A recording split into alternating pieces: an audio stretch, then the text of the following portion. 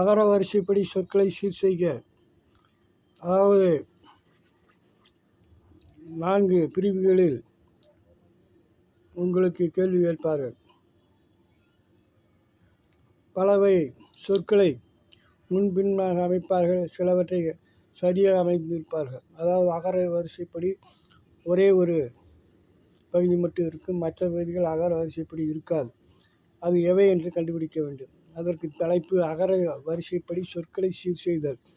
இங்கே முதலில் கொடுக்கப்பட்டுள்ளது இலை, ஆடு, அணில். இரண்டாவதாக கொடுக்கப்பட்டுள்ளது ஆடு, அணில், இலை. மூன்றாவதாக அணில், ஆடு, இலை, அணில், ஆடு, இலை என்று குறிக்கப்பட்டுள்ளது. நான்காவதாக ஆடு, இலை, அணில் என்று குறிக்கப்பட்டுள்ளது.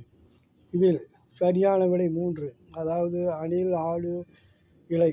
இது மிகவும் எளிமையானது. இதே போன்று அகர வரிசைப்படி சொற்களை எழுதி பழகுமாறு அன்புடன் கேட்டுக்கொள்கிறேன். இதற்கும் குறைந்தபட்சம் 2 மார்க்குகள் 3 மார்க்குகள் உள்ளது. அதாவது ஒரு கேள்விக்கு 1.5 மார்க்குகள்.